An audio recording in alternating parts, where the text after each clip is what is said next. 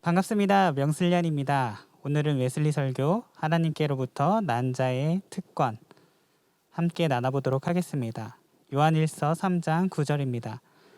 하나님께로부터 난 자마다 죄를 짓지 아니하나니 이는 하나님의 씨가 그의 속에 거함이요 그도 범죄하지 못하는 것은 하나님께로부터 났음이라. 설교는 거듭난 사람이 이제 죄를 짓지 않게 된다는 설명입니다. 이 죄는 자발적인 죄를 짓지 않는 것입니다. 실수나 무지의 죄는 포함하지 않는 좁은 의미로 말하고 있습니다. 회개하고 예수 그리스도를 믿고 하나님의 자녀가 된 사람들은 내적 변화가 나타나서 자발적인 죄를 짓지 않게 되는 것입니다. 하나님에게서 난 사람은 두 가지 변화가 일어납니다. 칭의와 신생이 일어납니다.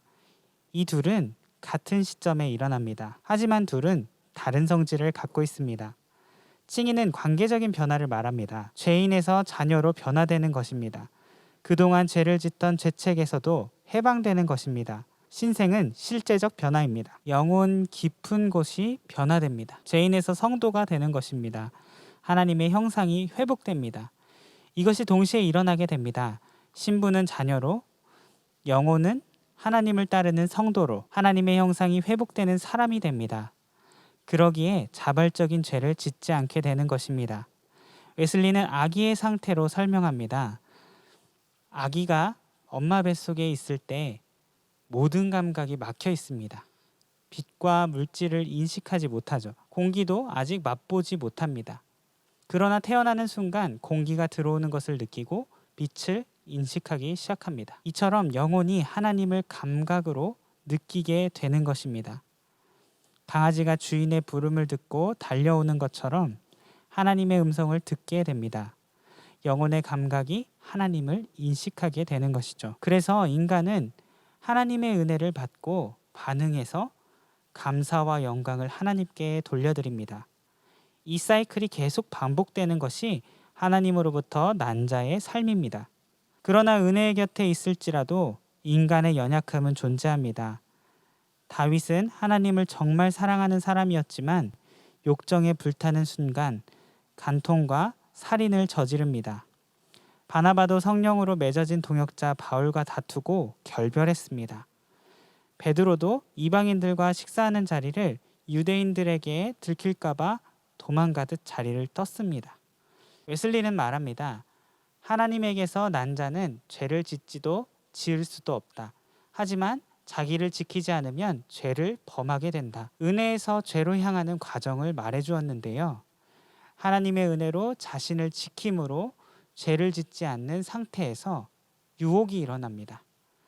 하나님의 영이 죄에 가까이 있다고 알려주시고 기도를 명령하십니다. 그러나 사람은 유혹과 타협합니다. 성령이 슬퍼하십니다. 그 사람은 하나님에 대한 사랑이 차가워집니다. 성령이 날카롭게 바른 길을 지시하십니다.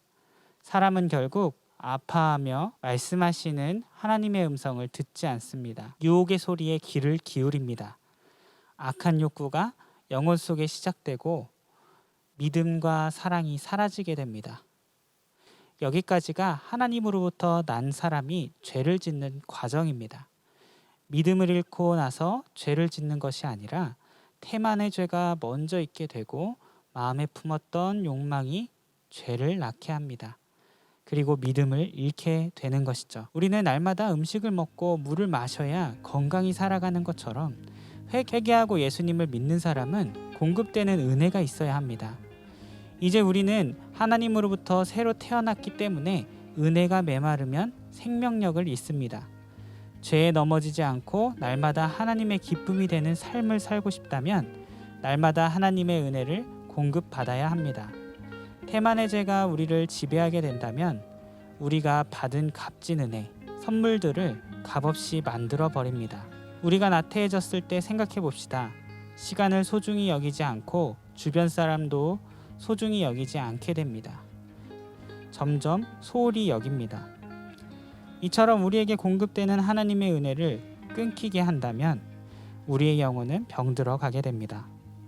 여러분과 저는 은혜를 늘 공급받기 위해 부지런한 삶을 살았으면 좋겠습니다. 죄에 대하여 예수님과 늘 승리하는 저와 여러분이 되었으면 좋겠습니다. 감사합니다. 명슬리안이었습니다.